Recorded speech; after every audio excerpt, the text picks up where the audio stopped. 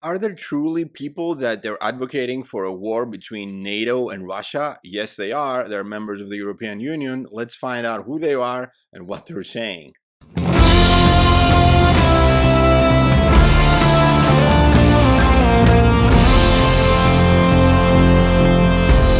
Hello, everybody. My name is Stavros. I'm a professor of international relations and a democracy advocate. This is the Black Flag Media. We're raising the black by having these speeches alone. So let's find out what's happening in this part of the world, this continent. I'm inside the European Union right now, and we're seeing some pretty crazy statements by Europeans. I'm going to be providing you some of their statements and a little bit of analysis of what's going on, because it seems that there are people that they really want to go to a full-out war with Russia, or they don't want to have a peace.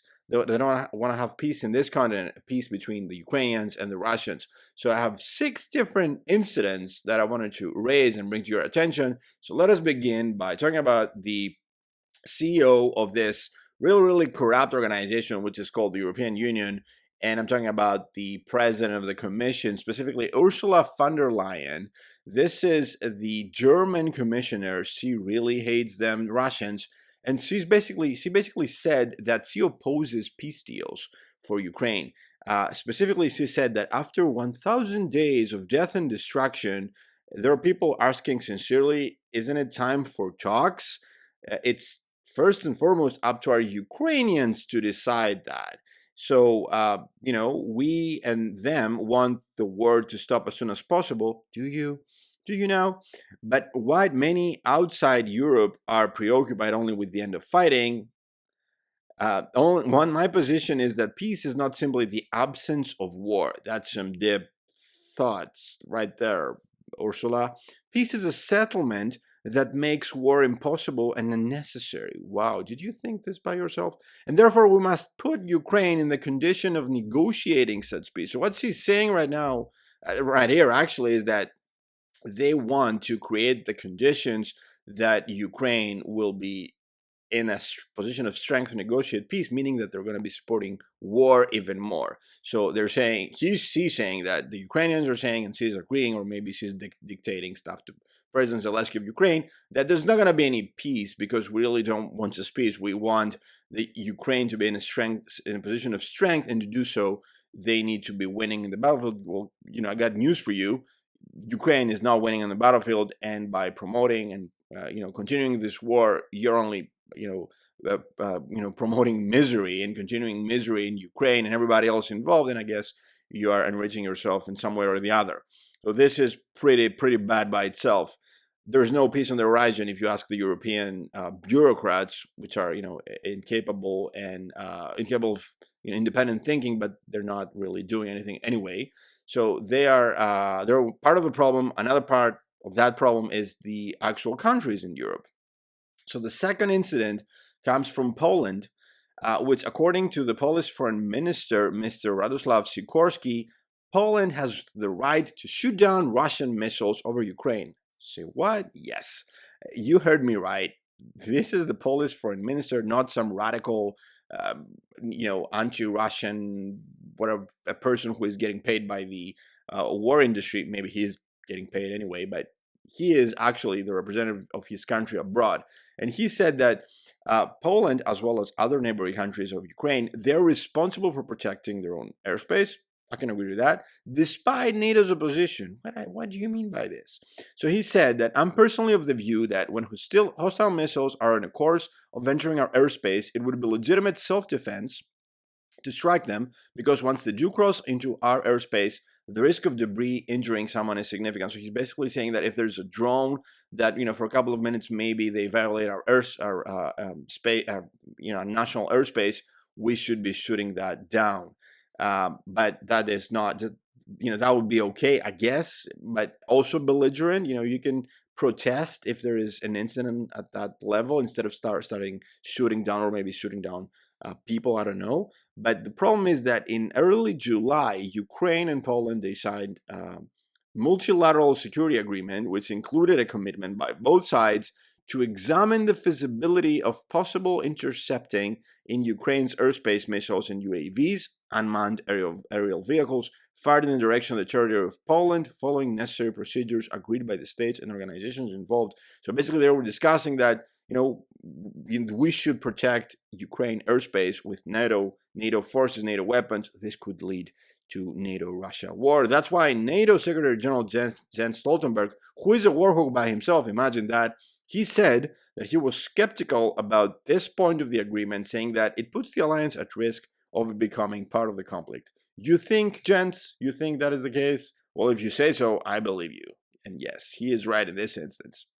Not only that, but there's another minister in Poland. They're really on a warpath, and they are willing to drag us down the warpath of everybody. So the Polish deputy defense minister, Cezary Tomczyk, he said that Poland has slipped into a state of hybrid war amid soaring tensions with Russia and its key ally Belarus. He said, and I quote, "What we're facing in Poland today is de facto hybrid warfare, and we can say directly that Poland is in a state of war today, but in a state of hybrid warfare."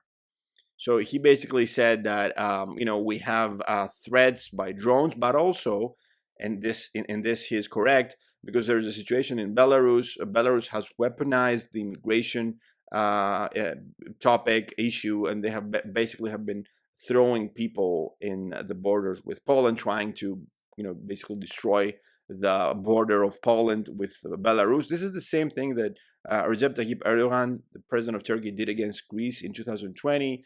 In the northern part of the country, the Turks weaponized the immigration crisis, and they tried to storm our borders. The Belarusian president, Alexander Lukashenko, he took the lesson from Erdogan, and he did do the same against Poland. But to have the Polish deputy defense minister saying that we're in a hybrid war, this tells you a lot about where things are going.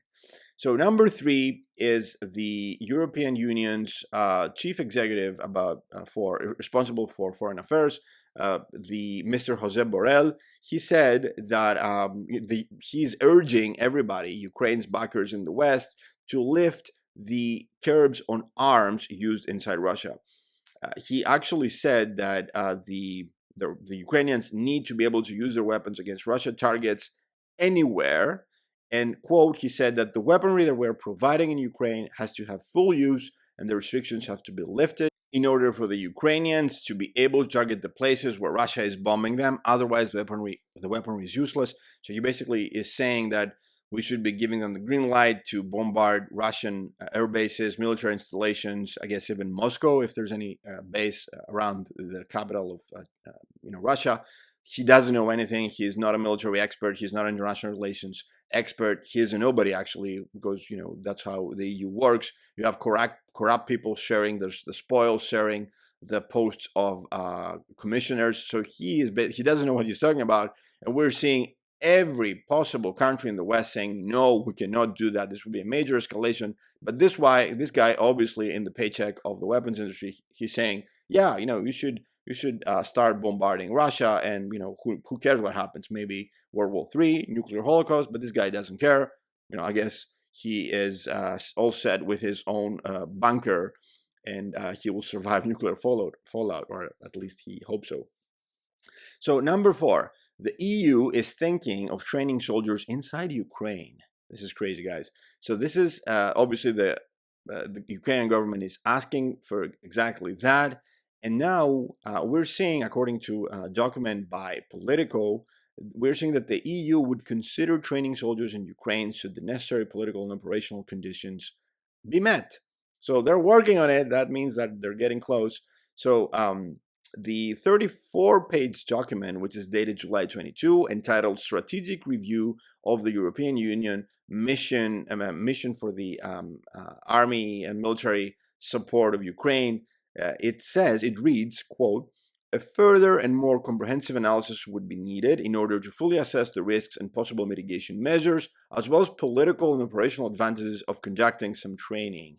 So yeah, they're trying to start basically training people inside Ukraine. This means that we will see European trainers, military trainers from across this all the continent being inside Ukraine, training people, and they will be targeted. Guess what? I have news for you. This has happened already. We have been seeing European military trainers inside Ukraine for some months now, and up recently, there was a Russian strike in the Ukrainian city of Poltava, and we had more than 50 people dead there. And this was a military training center, and some Swedish military personnel training Ukrainians were also killed at the site, which means that, they're talking about it, making it official, but guess what? They're doing this already, which means that we are losing troops and military trainers inside Ukraine. Europe and the West is part of the war, but there's no denying it. So number 5, we're getting close to the end. Lockheed Martin, the U.S. weapon industry manufacturer, they're saying that we are offering to repair F-16 jets that have been supplied to Ukraine, and we can repair them inside Poland. This is crazy. Basically, they're saying that this Western company will actually host a garage for F-16s, the Ukrainian F-16s, and they will be repairing them in neighborhood Poland. So the West gave Ukraine these F-16s. The Ukrainians have been operating them, and then the West also will be repairing these fighter jets, which again makes Poland part of the war in a clear fashion. The company said, quote, "Our intention is for that facility that it will be a regional facility, and so Ukraine is certainly in the region." Yeah, that's convenient. So again, all of this comes under the guidance and auspices of the U.S. government, and certainly capable of doing that. But we'll follow the government's lead on how they want us to work Ukraine's support. Yeah. So obviously, it's more fair to say that the U.S. is, they're being bought by the weapon industry during the election cycle, during fundraisings and all that, donations.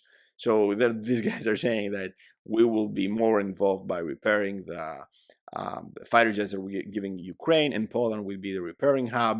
So yeah, Poland will be a valid target, if you ask me, because the Russians want to shoot down these warplanes. They will be shooting down wherever they find them, and if they're in an airfield in Poland, I guess that will make them a legitimate target. Unfortunate for everybody involved, especially NATO countries. Finally, last but not least, we have the U.S. basically deciding to fully go into full war mode and escalate even further by deciding they're really close to agree on long-range missiles for Ukraine. I'm talking about the JASSM, the air-to-surface standoff missiles, AGM-158. The JASSM missiles, they are low-detection standoff air-launched cruise missiles. They're also conveniently developed by Lockheed Martin, and they're pretty close to agreeing to sending these over to Ukraine. These are really, really the most long-range missiles that Ukraine will have. They're 300-kilometer cruise missiles. They could reach really, really deep inside Russia. This is going to be a game changer, really, and they can be launched by the F-16s that the Ukrainians now have. They can carry them. They can carry 2 of these cruise missiles, and they can hit military installations as far away as the Russian cities of Voronezh and Bryansk. So yeah, they can strike airfields, and again, even Moscow with these missiles, because there's also a longer range JASSM missile that can fly more than 800 kilometers. This is really, really deep inside Russia, really in Moscow is in its range. So the U.S. is really up to step up their game, and they will be escalating if they decide to give these missiles to Ukraine. This is crazy, guys. These are really, all of them are bad news for the war. The war is going to continue. Von der Leyen specifically, explicitly said so. There's only one good news here, I guess, from Poland, because Poland is really into it. They're really into waging this war against NATO and Russia, which would destroy humanity if you consider the nuclear holocaust that will ensue.